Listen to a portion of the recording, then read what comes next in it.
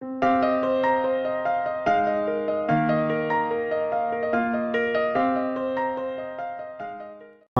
18, versículo 1 al 19. Ay, perdona, 9. Dice la palabra del Señor. Habiendo dicho Jesús estas cosas, salió con sus discípulos al otro lado del torrente de Cedrón, donde había un huerto, en el cual entró con sus discípulos, y también Judas, el que le entregaba, conocía aquel lugar, porque muchas veces Jesús se había reunido allí con sus discípulos. Judas, pues, tomando una compañía de soldados y alguaciles de los principales sacerdotes y de los fariseos, fue allí con linternas y antorchas y con armas. Pero Jesús, sabiendo todas las cosas que le habían de sobrevenir, se adelantó y les dijo: ¿A quién buscáis? Le respondieron: a Jesús Nazareno. Jesús les dijo: yo soy. Y estaba también con ellos Judas, el que le entregaba. Cuando les dijo: yo soy, retrocedieron y cayeron a tierra. Volvió pues a preguntarles: ¿a quién buscáis? Y ellos dijeron: a Jesús Nazareno. Respondió Jesús: os he dicho que yo soy, pues si me buscáis a mí, dejad ir a estos, para que se cumpliese aquello que había dicho: de los que me diste, no perdí ninguno. Padre bueno, te damos gracias, Dios, por este tiempo que nos permites nuevamente acercarnos a tu palabra, al Getsemaní, al tiempo de agonía que se hace presente en esa etapa de la redención, donde culminaría en la cruz del Calvario. Tiempos difíciles, amado Dios, escenas sumamente desgarradoras, pero aún así, Padre, escenas llenas de esperanza, de convicciones firmes, donde la fe se sostiene y se alimenta por la obra de Cristo Jesús. Así es que hemos de rogarte, Padre, que nos ayudes en este tiempo para tener comprensión, claridad, y no solamente ello, Padre, sino que nuestro corazón tenga la plena disposición de obedecer en los principios que vamos a estar estudiando. Te lo pedimos, amado Dios, orando en Cristo Jesús. Amén. ¿Podemos tomar asiento, hermanos?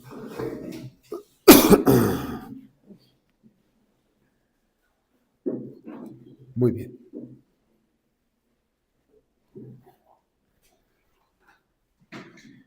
Hoy nos corresponde tratar los versículos del 4 al 9.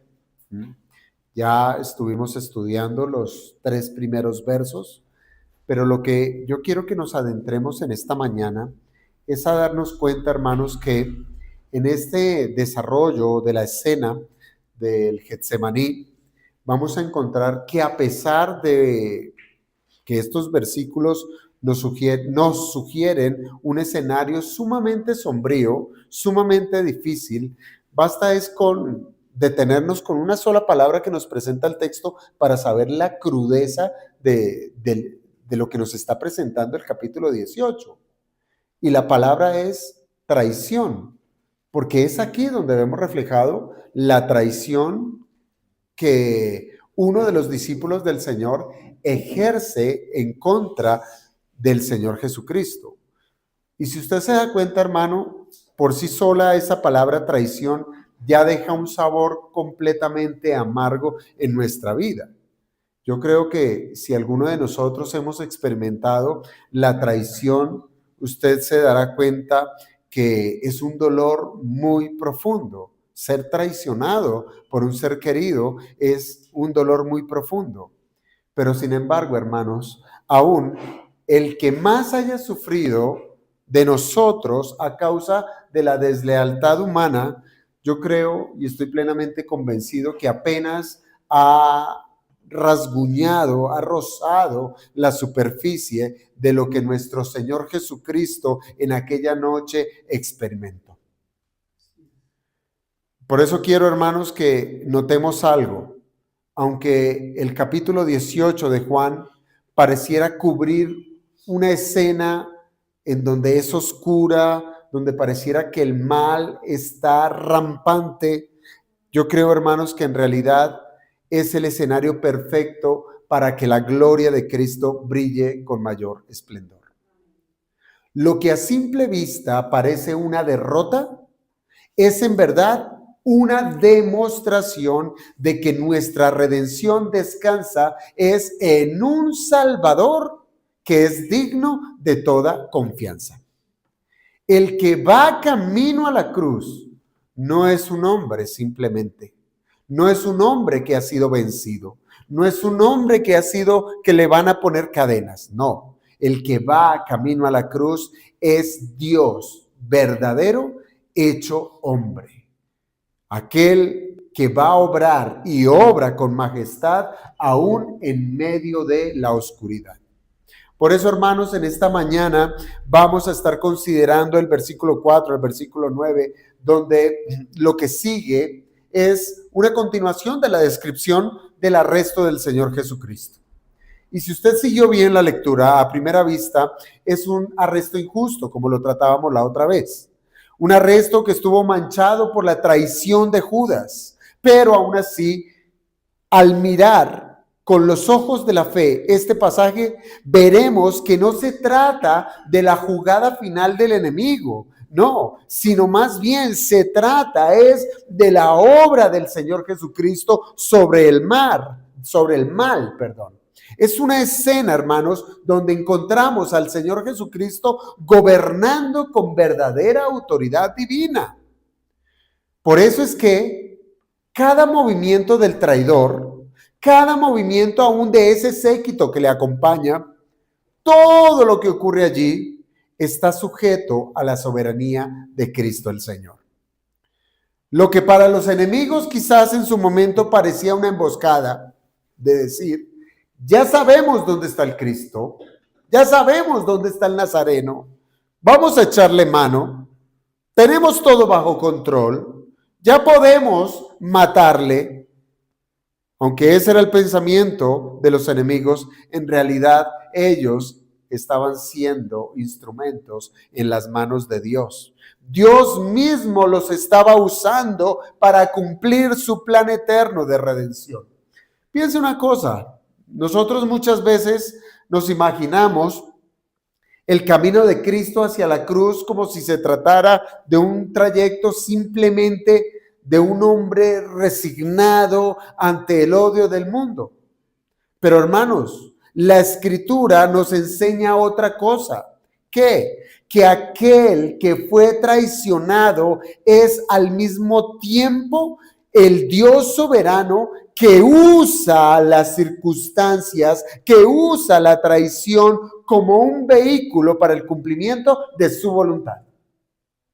Así que, hermanos, permítanme en esta mañana guiarles en esta porción del Evangelio para poder contemplar cómo, aún en medio de tanto dolor, aún en medio de la traición, la gloria del Hijo de Dios resplandece con poder. ¿Por qué digo esto, hermanos? Porque en esta escena del huerto del Getsemaní, cuando los hombres se confabularon en contra del Señor Jesucristo, aquí encontramos a Jesús mostrando su deidad, su deidad. Y esa deidad no es eclipsada ante el sufrimiento. Por el contrario, en ese momento tan oscuro como fue tomarlo preso, allí es donde brilló con mayor fulgor la gloria de nuestro Señor Jesucristo. Y por eso, hermanos, en esta mañana quiero que nos adentremos en estos versículos para considerar la obra de la deidad del Cristo sufriente. La obra de la deidad del Cristo sufriente. Y la primera expresión de deidad que encontramos va a ser en el versículo 4. Hagamos lectura nuevamente. Allí dice, pero Jesús, sabiendo todas las cosas que le habían de sobrevenir, se adelantó y les dijo, ¿a quién buscáis? Si usted hace una lectura cuidadosa de este versículo, usted va a darse cuenta que aquí Juan nos está hablando de la deidad de Cristo, de la deidad de Cristo. Pero previo a adentrarnos a la deidad de Cristo, yo quiero que usted tenga en cuenta una cosa. Cuando usted compara los evangelios, en este caso el evangelio de Juan con los sinópticos, usted se dará cuenta que vamos a encontrar detalles que Juan decide omitir. ¿Cuáles de esos grandes detalles que Juan omite? El beso del traidor, ¿sí? Tanto Mateo como Lucas nos habla de que Judas llega al Getsemaní, se acerca al Señor y le dice, salve maestro, ¿sí? Y le da un beso al Señor Jesucristo. Y el Señor le dice, amigo, ¿a qué has venido? Y ese es un asunto que Juan lo omite, ¿sí? Omite ese detalle. Esa omisión no es un descuido de parte del evangelista, no. Yo creo que lo que Juan tiene en mente o lo que quiere es que nosotros, los lectores de la Escritura, los lectores de su evangelio, no nos detengamos o no nos fijemos en el traidor, sino que pongamos nuestra mirada es en el Cristo soberano. Por eso su propósito, el propósito de Juan, no es describir la vileza del hombre, sino resaltar más bien la majestad del Hijo del Hombre en medio de la traición. Esa también, hermanos, debe ser la mirada nuestra. Esa debe ser la mirada de la iglesia. Hermanos, nosotros no necesitamos, escuche bien, no necesitamos las circunstancias difíciles, echarlas a un lado.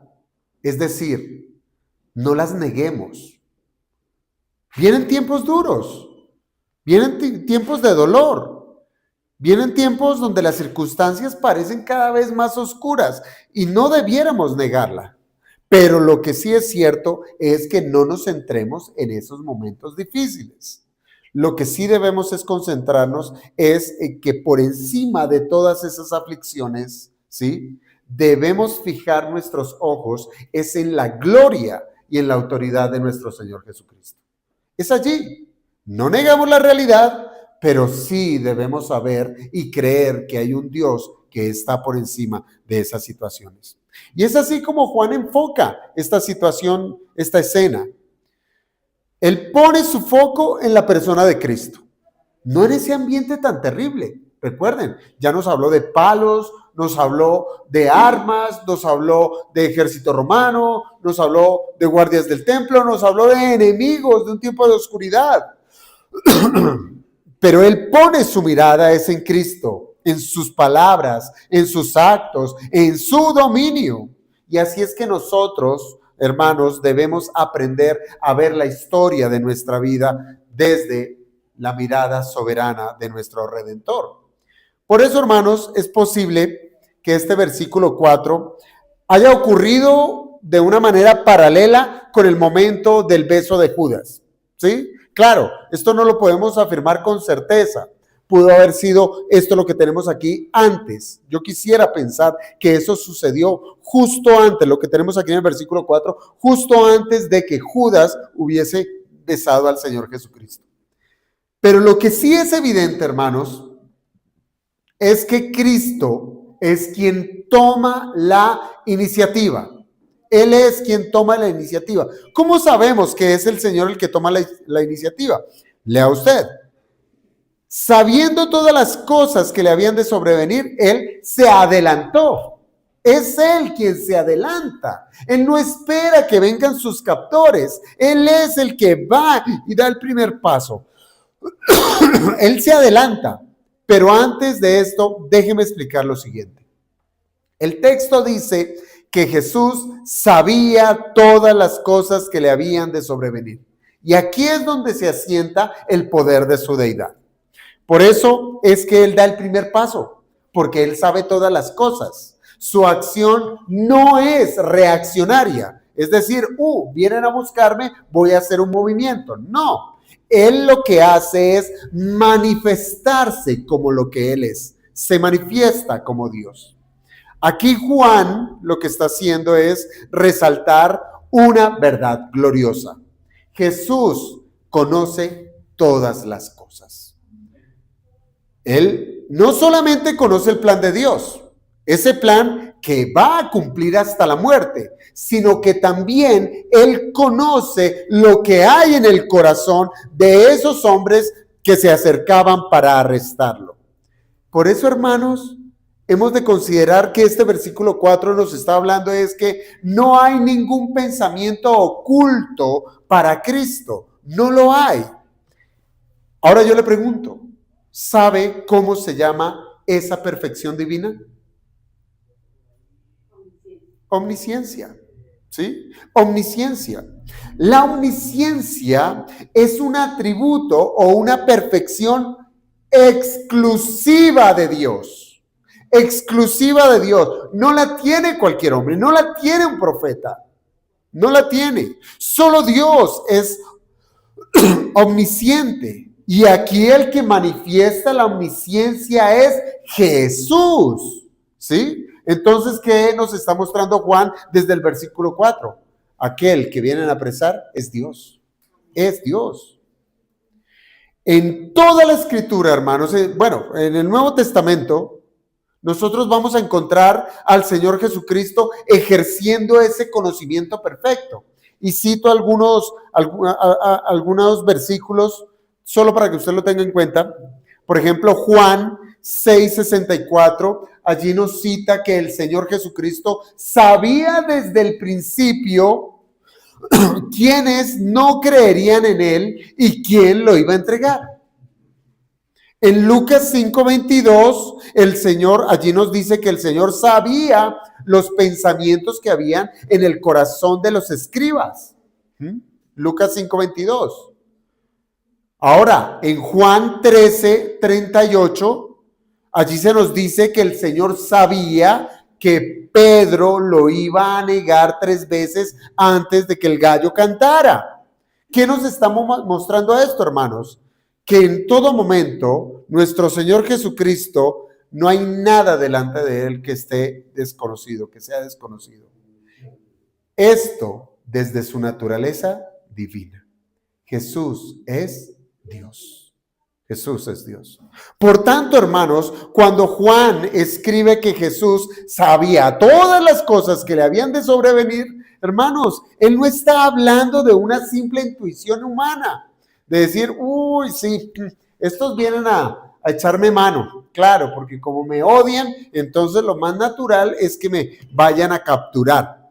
No, no es intuición humana, sino que se trata del conocimiento sabio de aquel ser que es divino, el Hijo eterno de Dios, que obra conforme al decreto del Padre. ¿Y sabe qué es lo más admirable de todo esto? Lo más admirable es que el Señor Jesucristo, sabiendo todo lo que le esperaba, la cruz misma, sabiendo eso lo que le esperaba, el Señor Jesucristo no abandonó el lugar. No huyó. No huyó. Él no retrocedió. Él no se escondió, sino que hizo, se adelantó, como lo dice allí el verso 4.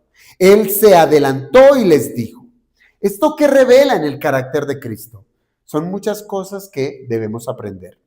Por un lado, la serenidad de nuestro Señor. Aún en medio de la dificultad, aún en medio de un tiempo tan oscuro que vienen con palos y armas a echarle mano, el Señor no perdió los cabales. Él estuvo sereno, tranquilo, ¿sí? Y esto nos muestra un fruto o un aspecto del fruto del Espíritu que se llama dominio propio. Él guardó su postura. Él no se dejó gobernar ni por la tristeza, ni por el miedo, ni por el pánico, nada de eso, nada de eso. Dominio propio. Y hay otra característica que podemos ver acá. El Señor, cuando Él decide adelantarse, Él está mostrando una resolución en su obra. Él es resoluto para cumplir la obra de redención. Entonces, hermanos, si usted se da cuenta, antes, en otras ocasiones, cuando aún no había llegado la hora, como Bien lo leíamos en otros pasajes del Evangelio de Juan, cuando aún no había llegado la hora, el Señor se apartaba del peligro, ¿sí? Por ejemplo, en Juan 7:30 o en Juan 8:20 tenemos esas situaciones. No había llegado la hora. En una ocasión el Señor estaba en el templo y ya estaban a punto de prenderle. Y dice la Escritura que Él se escapó. ¿Cómo? Del templo, donde hay guardias, donde están sus enemigos. Y el Señor se fue. Se fue. ¿Cómo lo hizo? No lo sabemos. Pero ¿por qué lo hizo? Porque aún no había llegado la hora. Pero en el Getsemaní las cosas han cambiado. ¿Por qué? Porque ya nos ha dicho la Escritura que la hora señalada había llegado, ¿sí? La hora ahora ha llegado. Por eso es que el Señor ya no huye, no se va. El Señor, ¿qué hace entonces? Va hacia adelante, dice acá, se adelantó, queriendo decir que Él es el que domina la situación, Él es el que gobierna la escena, Él es el que sale al encuentro de sus enemigos, Él es el que está al mando, es Cristo Jesús quien gobierna en el Getsemaní. Por eso dice el texto, se adelantó y les dijo, ¿a quién buscáis? ¿Me parece eso impresionante? ¿Por qué? Porque ve venir a esa multitud, ¿a quién buscáis? ¿Sí? Es como antes de que golpeen la puerta, usted abre y dice, ¿a quién buscan? ¿Sí?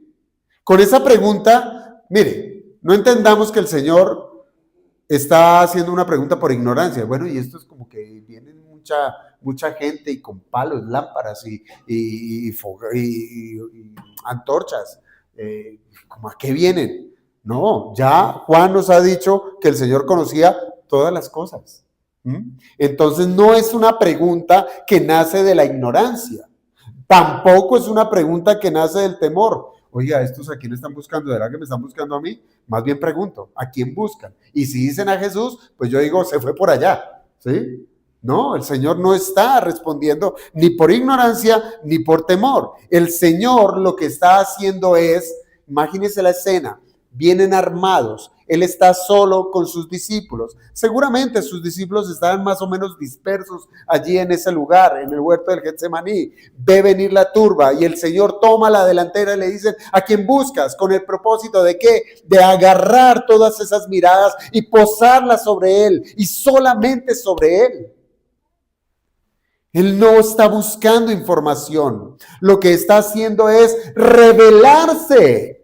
Se está revelando de una manera voluntaria. ¿A quiénes? A sus enemigos. A sus enemigos.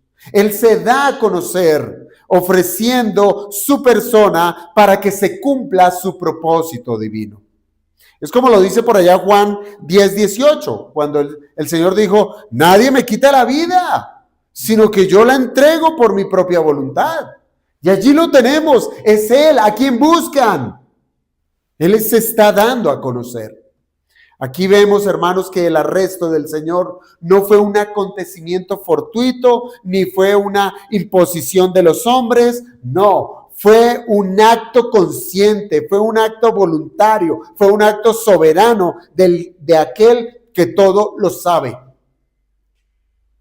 Aún, hermanos, en medio de esa traición, porque ese es el contexto, nuestro Cristo está en control. Eso me parece que nos debe ayudar a que nosotros entendamos que debemos tener confianza en aquel que todo lo sabe y que toma la delantera. Hermanos, como iglesia, nosotros podemos caminar con plena confianza cuando sabemos que aquel que es nuestro Dios lo gobierna todo, lo sabe todo y Él nos va a cuidar, Él toma la delantera. Y entienda esto, el Señor no nos ha prometido un camino libre de angustias y de dificultades, no lo ha prometido. Pero sí nos ha revelado todo lo que es necesario para obedecerle con fe. Y crea esto, mire, a veces, muchas veces en este mundo, y sobre todo en esos aspectos de que viene la dificultad, viene la pregunta, ¿por qué? Señor, pero ¿por qué esto? ¿Por qué la dificultad? ¿Por qué el problema? ¿Por qué la enfermedad? ¿Por qué? A veces no entendemos el por qué de ciertos caminos que el Señor nos permite cruzar, pero debemos recordar que Él sí lo sabe. Él sí lo sabe. Y su conocimiento es perfecto. Nada se le escapa. Pero sí nos ha dado a conocer su palabra, a la cual debemos nosotros ser instruidos para saber la manera de conducirnos aún en medio de las circunstancias más difíciles. Entonces, hermanos, así como Cristo con resolución avanza hacia la cruz, sabiendo todo lo que le esperaba, también nosotros podemos avanzar con firmeza en la obediencia. Sabiendo que la luz de su palabra es suficiente guía para llevarnos en medio de la oscuridad, en medio de las pruebas. Usted tiene la Biblia, usted tiene la voluntad de Dios, eso es lo necesario, no necesita más. Hermanos, nosotros no necesitamos conocer todos los detalles. No los necesitamos conocer, todos los detalles de nuestro futuro. ¿Y qué pasará si esto? ¿Y qué pasará si el presidente? ¿Y qué pasará si se muere? ¿Y qué pasará si yo me enfermo? ¿Y qué pasará si...? Nada. Una cantidad de cosas que se salen de nuestro conocimiento. No necesitamos esos detalles. ¿Sabe qué es lo único que nos basta conocer? Su palabra. Conocer su palabra. Y saber que Él sí sabe todas las cosas.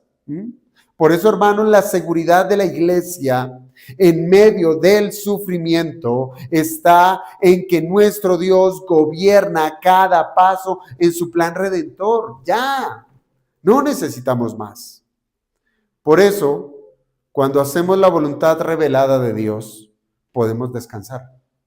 Allí es donde podemos descansar. Decir, Señor, hice lo que me mandas. Por más de que esto me va mal, esto como que no funciona, esta relación está deteriorada, Señor, estoy haciendo tu voluntad. Tu voluntad. En esta semana, hablando de un caso de divorcio, llegamos a la conclusión con otra persona hablando, y es que ese divorcio se da precisamente porque no somos conscientes de la voluntad de Dios. Nos ponemos nuestra mirada en lo malo. Es que ese hombre es malo, es que no sé qué, es que si se más, no sé qué, si se más, lo que sea, es malo. Pero nunca la persona tuvo la iniciativa de decir, ¿qué manda Dios? Si nosotros hiciéramos la voluntad de Dios, no significa que vayan a cambiar las circunstancias, pero si sabe lo que Dios va a hacer, le va a dar la paciencia suficiente para saber sobrellevar a esa otra persona. Va a tener usted la fortaleza que Dios solamente le da para usted guardar su matrimonio. Pero no, ponemos la mirada en las circunstancias y buscamos el camino fácil. Divorcio. Más fácil, no peleamos, pero no, es poner nuestra mirada en la voluntad del Señor. Entonces, hermanos, sí, el versículo 4 nos habla de la deidad de Cristo, nos habla de que Él es omnisciente, nos habla de que Él tiene autoridad, nos habla de que Él gobierna todas las cosas, nos habla de que Él toma la delantera y con ello nos está dando a entender de que Él es soberano, que a pesar de un tiempo tan difícil, Él gobierna todas las cosas. Por eso debiéramos ver nuestra vida, por más difícil que pudiera ser en esta tierra, como cosas que están en la mano del que lo sabe todo.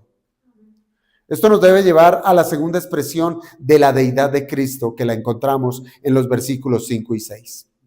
El segundo momento en que se revela la deidad de Cristo en el huerto ocurre cuando el Señor Jesucristo responde a la turba que ha venido a prenderle. Leamos versículos 5 y 6. Le respondieron, recuerde, la pregunta del Señor en el verso 4 es, ¿a quién buscáis? Dice el verso 5, le respondieron, a Jesús Nazareno. Jesús le dijo, yo soy. Y estaba también con ellos Judas, el que le entregaba. Cuando les dijo, yo soy, retrocedieron y cayeron a tierra. Entonces, amados hermanos, después de que nuestro Señor Jesucristo es quien toma la iniciativa de preguntar a quién buscáis, pues surge una respuesta natural de parte de esa turba. Digo que es una respuesta natural, pero es una respuesta cargada de desprecio. Una respuesta cargada de desprecio. Pero usted dirá, ¿pero qué tiene de desprecio? Pregunta, ¿a quién buscáis? Y ellos dicen, a Jesús Nazareno. ¿Qué tiene de desprecio eso? Pues déjeme y le digo. Lo primero, no sabemos quién de la multitud fue quien dijo esas palabras. No lo sabemos. Juan no lo considera relevante.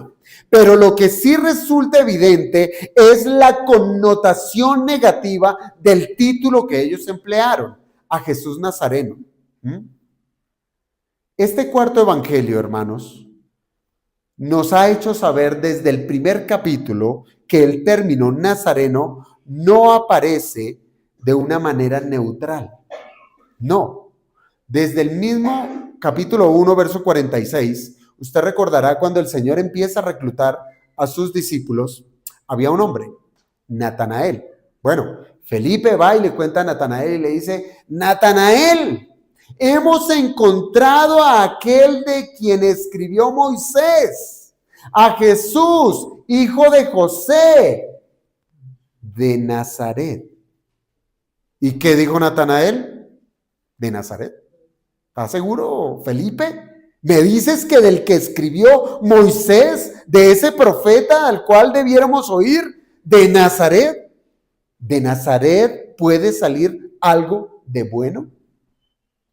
¿Por qué? Porque de Nazaret no salía nada bueno. Nazaret, ¿de dónde es? De Galilea. Tierra de los gentiles. Tierra de los gentiles. Nada bueno salía de Nazaret. Y allá fue donde nuestro Señor fue criado, donde vivió su juventud. Solo dejó Nazaret, ¿para qué? Para empezar su obra, su labor, su ministerio público. Entonces, por eso, la connotación de Jesús Nazareno no es sencillamente estamos buscando a un Jesús que viene de Nazaret. No, es una connotación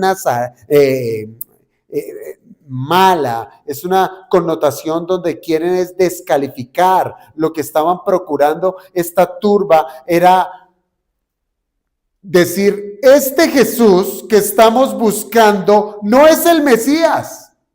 ¿Se acuerdan quiénes son los que están en esa turba? Bueno, están los romanos, la guardia romana, pero también está la guardia del templo.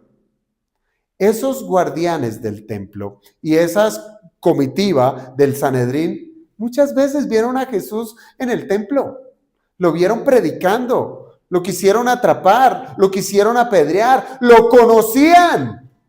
¿Sí? Entonces, ¿qué es lo que está haciendo? ¿Qué hacen con esta pregunta? Ellos están quitándole toda legitimidad a que ese Jesús dijera, Él es el Mesías. Es decir, no, Él no es el Mesías. Él es uno de Nazaret. Él es un impío.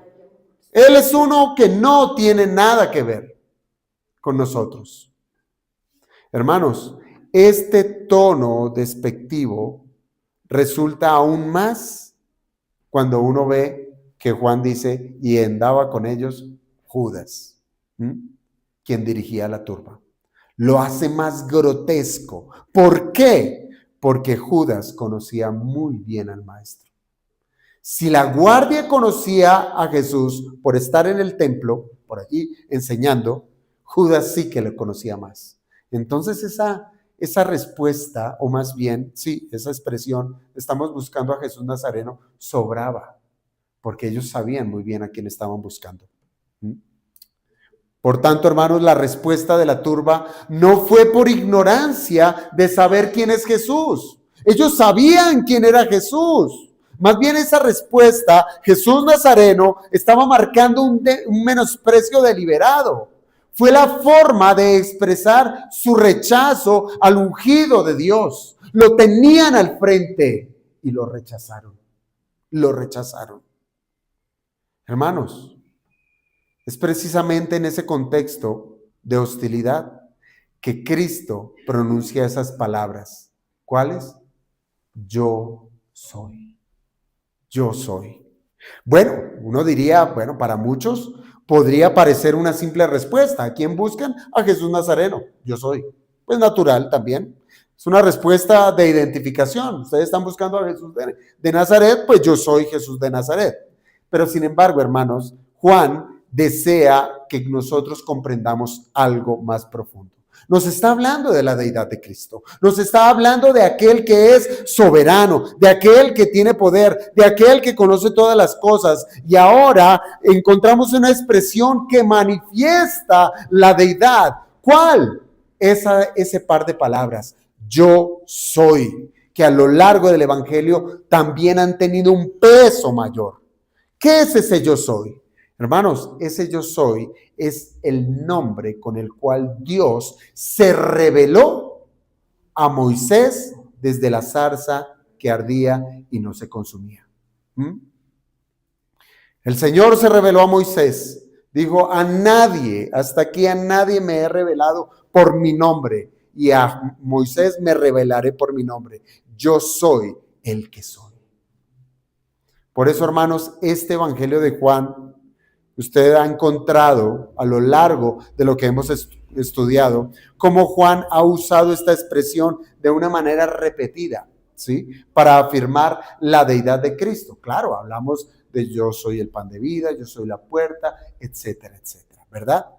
Pero hubo dos veces en particular donde el Señor Jesucristo también utilizó ese yo soy. Piense, por ejemplo, en Juan 8:58. Cuando estaba hablando allá junto a los judíos, y él les dice, antes que Abraham fuese, ¿qué dijo? Yo soy, ¿sí? No era yo era, o yo seré, no, yo soy. Y mire una cosa importante, allí el texto nos dice que los judíos entendieron muy bien lo que estaba haciendo Jesús. Ellos entendieron que Jesús se estaba apropiando del nombre divino. Ellos entendieron que Jesús se estaba haciendo Dios. Y por eso es que en ese momento ellos tomaron piedras para apedrearlo por blasfemo.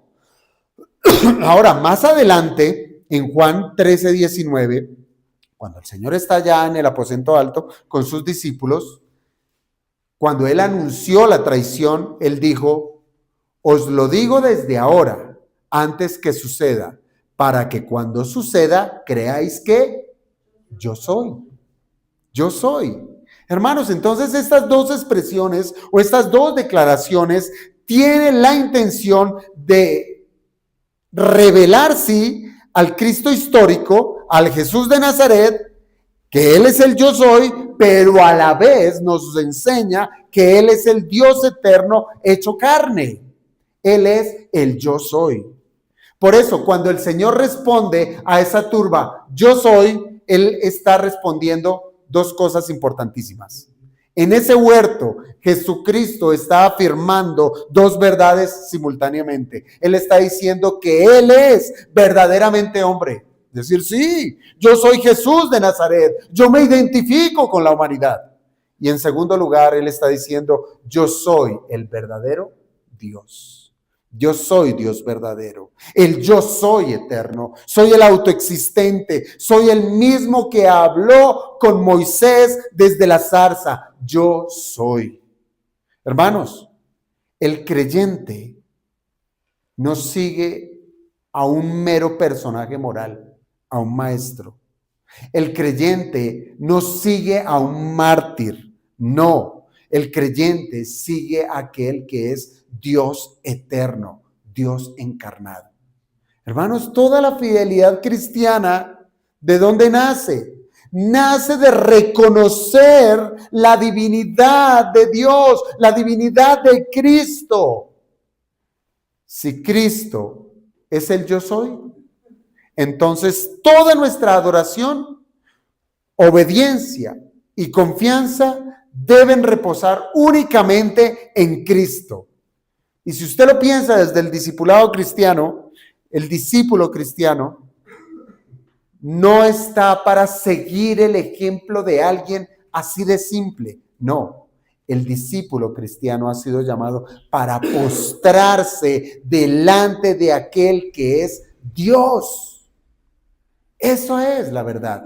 Por eso, hermanos, una religión que diga ser cristiana, pero que niegue la deidad de Cristo, es herejía, es falso. Nosotros creemos que Cristo es Dios. Ahora, claro, aquí mire la escena. Estamos hablando de la deidad de Cristo y él habla a Juan de su omnisciencia. Ahora el Señor Jesucristo habla de su nombre divino, pero ahora viene una demostración de poder, ¿sí? Cristo demuestra su poder irresistible y esto se llama omnipotencia, hermanos. El versículo 6 nos muestra una escena imponente. Cuando les dijo, yo soy, ¿qué pasó? Retrocedieron y cayeron a tierra. Hermanos, ante la proclamación del nombre divino, ¿qué puede ocurrir? ¿Qué puede ocurrir cuando el nombre divino es pronunciado? Pues mire, tan celoso era el pueblo judío que ellos fueron incapaces de escribir el nombre de Dios y de pronunciarlo para no blasfemarlo. Por eso, en el libro del Antiguo Testamento, en el texto hebreo, el nombre de Dios, ese yo soy el que soy, fue escrito con sus consonantes, algo que no se podía pronunciar, YHWH, para que el judío no pronunciara el santo nombre de Dios. Ahora, con las traducciones se tradujo ese YHWH a Jehová, a Yahvé, a Yahweh, ¿sí? Esas transliteraciones. Pero el judío como tal la tradujo como Señor, para no pronunciar su nombre. Cuando las copias, cuando el original se dañaba y el escriba hacía una copia del texto y llegaba al YHWH, el copista se levantaba, hacía una ceremonia ritual de lavarse y volvía al texto para escribir el nombre. Cambiaba la pluma y empezaba otra vez la redacción. Y si en un mismo texto aparecía el nombre 3 veces, 3 veces hacía eso. 3 veces lo hacía.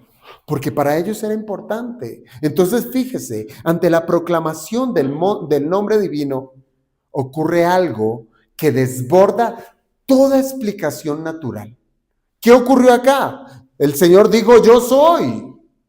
Y los enemigos retroceden y caen postrados. Caen postrados. Y aquí hay algo importante de entender, porque dice, retrocedieron y cayeron a tierra. Importantísimo.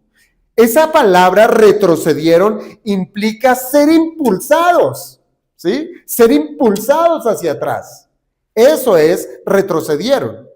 Y si usted le suma la otra parte, cayeron a tierra, esto sugiere un desplome involuntario, ¿sí? No es que se postraron voluntariamente delante de Dios. Sus enemigos no se postraron a rendir reverencia al nombre de Dios, como algunos intérpretes críticos lo han sugerido, ¿sí? Claro, como los judíos tenían respeto al nombre de Dios y cuando Jesús dijo, yo soy, pues ellos se inclinaron a rendir adoración al nombre de Dios. No, eso no es, hermanos. Eso no fue un gesto de adoración. Pero eso, si hubiese sido así, yo creo que es un asunto sumamente absurdo. ¿Por qué? Porque esos hombres que venían en contra de Cristo no venían a honrarlo. Venían con espadas, venían con palos a apresarle. Lo que aquí sí precisamos es que hay odio en el corazón de estos hombres. No hay devoción. Entonces, que estos hombres hayan caído a tierra es la expresión del poder de Cristo. Es la sumisión forzada ante el poder irresistible del Hijo de Dios. Jesús sometió a sus enemigos. ¿Se acuerda de esa ocasión que les hice mención cuando el Señor dijo, cuando Abraham fue, ¿sí? Yo soy. En esa ocasión, cuando el Señor utilizó esa expresión yo soy, ¿qué hicieron sus enemigos? ¿Retrocedieron y cayeron a tierra? No, de pronto sí se postraron a tierra, pero para recoger piedras y apedrear al Señor en esa oportunidad. Pero ahora en el Getsemaní la reacción es diferente. Ahora son ellos los que caen a tierra delante del Señor Jesucristo. Y esto es una muestra anticipada de lo que va a suceder cuando el Señor Jesucristo regrese en gloria. Como bien lo dice Pablo a los Filipenses en el capítulo 2, versículo 10 y 11 de la carta. Toda rodilla se doble y toda lengua confiese que Jesús es el Señor. Y en Getsemaní, hermanos, los enemigos de Cristo fueron obligados a inclinarse ante su poder soberano, aunque sus corazones permanecieran endurecidos. ¿Cómo puede ser eso? Pues el poder del soberano. Es posible solo por el soberano. Aún así, hermanos, debemos notar algo glorioso. El poder divino de nuestro Señor Jesucristo fue contenido. ¿Cierto? Fue contenido. El Señor los pudo haber destruido, haber abierto la tierra y que se los hubiese tragado, haber descendido fuego del cielo y ser consumidos. Pero no, Él los arrojó a tierra. Fue contenido el poder divino. Aun cuando una sola palabra de Dios, una sola palabra del Cristo sirvió para derribarlos, pero Él no los destruyó. Hermanos, piense esto. En el huerto, el yo soy demuestra que domina aún en su estado de humillación. El Cristo que va a la cruz, el Cristo que está en su humanidad, el Cristo que va a ser atado, el Cristo que va a ser llevado en cadenas, el Cristo que va a ser puesto ante el Sanedrín, el Cristo que después va a ser presentado ante Pilato, el Cristo que va a ser crucificado. Aún así, Él es el que gobierna y domina todas las cosas. Por eso, hermanos, como iglesia, como creyentes, podemos descansar con plena confianza. ¿Qué? Que el mismo Cristo que se entregó por amor es aquel ante quien nada ni nadie se puede resistir. Nadie se puede resistir. Ahora, ante esa muestra de poder, ¿qué se pudiera esperar? Sus enemigos caen a tierra, ¿verdad? Cayeron a tierra bajo el poder de Cristo. Caen a tierra. ¿Uno qué pudiera esperar? ¿Sí? Que el Señor estuviera aquí presente y nos obligara a postrarnos. Sí, poder del Señor nos obligó a postrarnos delante de Él. ¿Qué pudiéramos esperar? Pues de los hombres nada. ¿Por qué? Porque no hay nada nuevo que esperar en el hombre. No hay nada bueno que esperar. Pero del Señor se evidencia misericordia. Allí hubo misericordia. Allí hubo compasión. ¿Por qué, hermanos? ¿Por qué vemos misericordia y compasión? ¿O cómo podemos ver la misericordia y la compasión? Porque siga usted leyendo en el versículo 7. Volvió pues a preguntarles, ¿a quién buscáis? Y ellos dijeron, a Jesús Nazareno. Esto denota que los que cayeron a tierra volvieron a levantarse, volvieron a la posición original. Esto nos deja ver la compasión de nuestro Señor Jesucristo, aún en contraste de la dureza de esos hombres, de la dureza de sus corazones de quienes vinieron a aprenderlo. Después de que fueron derribados por el poder de su palabra, el Señor vuelve y les hace la pregunta, ¿a quién buscáis? Hermanos, esto es importante, ¿por qué? Porque esta segunda pregunta no es un asunto casual, sino más bien representa una nueva oportunidad. Es como, bueno, la primera falló, le voy a dar otra oportunidad. Vieron mi poder. ¿Uno qué esperaría después de haber visto el poder de Cristo? ¿Sí? Reflexión de decir, no es Jesús Nazareno el que venimos a buscar. Yo creo que esta es una nueva oportunidad que el Señor le dio a estos hombres para que tuvieran un corazón reflexivo sobre a quien tenían por delante. Les mostró su poder, ¿sí? Es lo que pasó allá en la salida de Egipto. Dios les mostró el poder. Era para que el pueblo cayera de rodillas y decir, tú eres el Todopoderoso. Y aquí era también para uno poder darse cuenta que esos enemigos se hubiesen limpiado quizás las rodillas y hubiesen dicho lo que el mismo Pedro en su momento llegó a confesar, tú eres el Cristo, el Hijo del Dios viviente. Sintieron el poder, experimentaron el poder de Cristo, pero eso no fue así, hermanos. ¿Qué ocurrió? Estos hombres persistieron en su propósito de arrestarlos. Experimentaron el poder de Cristo, fueron derribados, levantan, se limpian sus rodillas y siguen. Buscamos a Jesús Nazareno. Buscamos a Jesús Nazareno. Esto mostraba un corazón duro, un corazón incapaz de discernir la gloria divina que se manifestó delante de ellos. Ahora, por otro lado, hermanos, el Señor, aunque les mostró su poder, como les digo, no les destruyó. Él permitió que esos que cayeron a tierra, que Él los llevó a tierra, se reincorporaran. Les permitió levantarse otra vez. Su mansedumbre fue una expresión de su grandeza, Y su paciencia reveló la misericordia que incluso Él extiende a los impíos.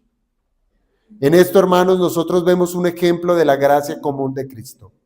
Él no trata a los hombres conforme a lo que merecen, sino conforme a su bondad. Él es Cristo.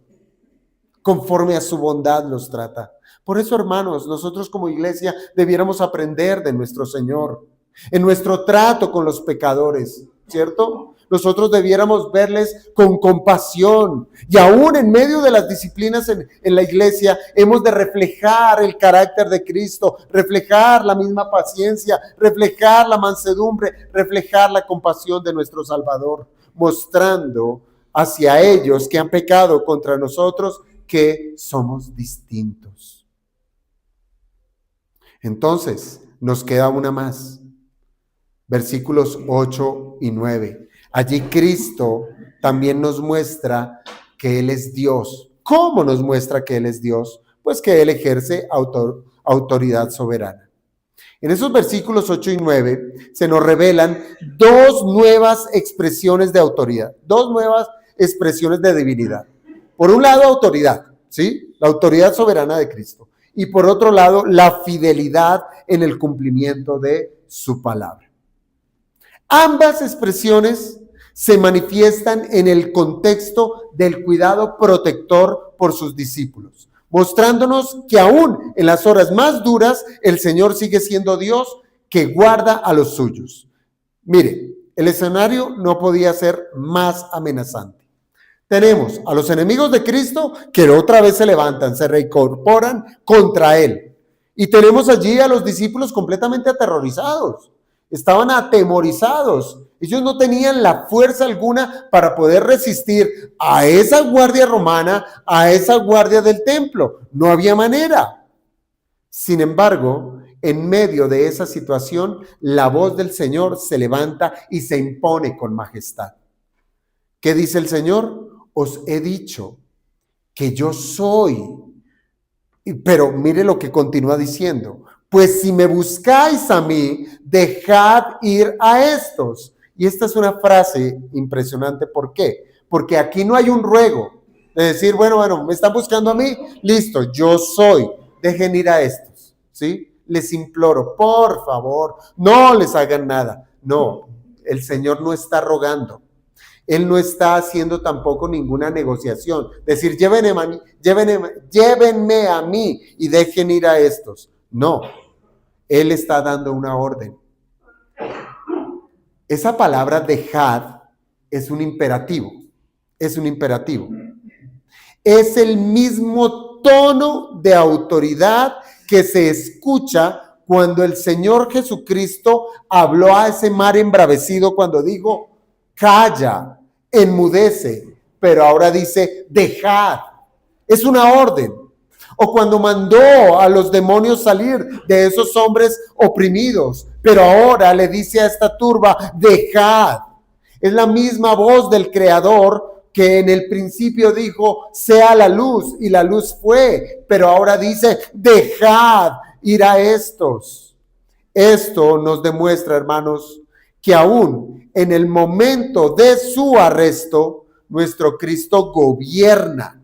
Sus enemigos obedecen sin saberlo y sus discípulos son protegidos por su decreto soberano. Ahora bien, hermanos, este acto de autoridad está unido a su fidelidad. ¿Por qué lo digo? Bueno, más bien porque lo dice la Escritura, porque el verso 9 nos añade la fidelidad del Señor. Dice, para que se cumpliese aquello que había dicho, de los que me diste, no perdí ninguno. ¿Qué es esto, hermano? Que el Señor Jesucristo actúa conforme a su promesa. ¿Sí? Él promete, Él cumple. Él sigue ejerciendo la voluntad del Padre y Él prometió proteger a los suyos y los guarda hasta el final. Lo que dijo en su oración sacerdotal, allá en el versículo 12, que Él dijo que lo que el Padre me da, no se perderá ninguno, pues aquí se ve confirmado, ni uno solo de los suyos se ha de perder, y no se perdió. El cumplimiento de estas palabras, hermanos, no es un detalle menor, sino es una prueba visible de que Cristo es Dios. Cristo gobierna, Él es verdadero Dios, cuya palabra nunca falla. Él guardará los suyos, y como Dios hará todo lo necesario. ¿Para qué? Para guardarlos de esos peligros. Y en esa noche, del peligro físico, del peligro de ser apresados, del peligro de ver la muerte. Porque eso era lo que iba a ocurrir allí. Una noche de muerte. Alguien pudiera objetar, pero bueno, ¿acaso los discípulos no fueron perseguidos y después vieron la muerte, fueron martirizados? Entonces, ¿dónde estuvo el cuidado del Señor? ¿No falló la promesa? Se perdieron ellos, murieron, los mataron. Pudiéramos decir, sí, ellos murieron, fueron martirizados, eso es verdad, pero sin embargo, hermanos, el cumplimiento de esta promesa de ser guardados, de que no se pierda ninguno, tiene un propósito redentor. Allí en el huerto del Getsemaní, el Señor protegió a sus discípulos, se cumplió su palabra, protegió la debilidad de los suyos. Mire, estos discípulos en ese momento tenían una fe que era sumamente frágil. Ellos necesitaban ser fortalecidos. Y más adelante, cuando el Señor partiera al cielo, el Señor envió al Espíritu Santo ¿para qué? Para que fueran fortalecidos, para que enfrentaran la muerte con la certeza de que su Salvador vive. Ellos vieron la muerte de otra manera. Ellos encontraron que no importaba que viniera la muerte a manos de sus enemigos, porque ellos sabían que les esperaba una gloria que es eterna, siendo resucitados en Cristo Jesús. Así, hermanos, aunque ellos murieron bajo el odio del mundo, ninguno de ellos se perdió, ninguno. ¿Por qué? Porque Cristo los guardó hasta el final. Él cumplió su palabra. Entonces, hermanos, ¿qué pudiéramos decir de este pasaje? Cristo sigue siendo hoy el mismo. Ese Cristo del Getsemaní es el mismo que hoy está sentado a la diestra del Padre. Su palabra tiene plena autoridad sobre toda circunstancia y su fidelidad sostiene a los creyentes. Y finalmente, hermanos, ninguno de los que el Padre le dio se perderá. Ninguno. En medio de la aflicción, en medio de la enfermedad o en medio de la traición, la iglesia puede descansar en esa gloriosa verdad. ¿Cuál? Que la autoridad y la fidelidad de Cristo son garantía de nuestra preservación y de nuestra seguridad eterna. Hermanos, esto nos debe llevar a concluir que en el momento más oscuro de la traición resplandece la gloria de la divinidad de Cristo. ¿Sí? Resplandece. En el huerto, ese huerto que era símbolo de intimidad, símbolo de oración, que se convirtió en un lugar de traición. Pues hermanos, esto no se salió de las manos del Cristo. No, se convirtió en ese escenario donde Él iba a revelar su deidad, su omnisciencia, su omnipotencia, su fidelidad, su autoridad en un solo lugar. Cristo no fue un prisionero con las manos atadas. No, Él es el Salvador que se entregó voluntariamente. ¿Para qué? Para cumplir la salvación nuestra. Por eso, hermanos, si hemos de llevarnos algo en esta tarde ya, que sean tres cosas. La primera, Él es el yo soy. Y esto que nos debe llevar a meditar, que debemos adorar su majestad. Él es Dios. Jesucristo es Dios. Por eso nos reunimos el día domingo para adorar a quien es Dios, a Cristo Jesús. Él es el yo soy. En segundo lugar, nada sucede fuera de su voluntad, nada. Por tanto, hermanos, esto nos debe llevar en esta vida a vivir confiados en su autoridad, que Él gobierna todas las cosas, no hay nada que se le escape, por más de que muchos puedan hoy decir que en medio de las dificultades, en medio del dolor y de sus pruebas, lleguen a decir, Dios me ha abandonado. Esto no es así. Esto no es verdad. Dios sigue gobernando y Él es fiel. Y esto nos debe llevar a ese tercer punto, y es que ninguno de los suyos se perderá. Y la pregunta aquí que cabe es, ¿usted es uno de los suyos? ¿Usted es uno de los discípulos del Señor? Pues de ser así, tiene usted el descanso de que Dios es fiel. Dios ha prometido de que le guardará y le cuidará y que no se perderá. ¿Por qué? Porque de los que el Padre le dio, ninguno, óigase bien, ninguno se perderá. Así es que, hermanos, cada vez que usted vaya al Getsemaní, usted no se va a encontrar con una escena de derrota. Claro, ese será el ambiente, un ambiente en donde el Señor ha sido traicionado, pero allí a quien vamos a encontrar es aquel que es Dios Todopoderoso y que va en camino a la cruz a salvar a sus redimidos. Que el Señor nos bendiga, hermanos, vamos a orar.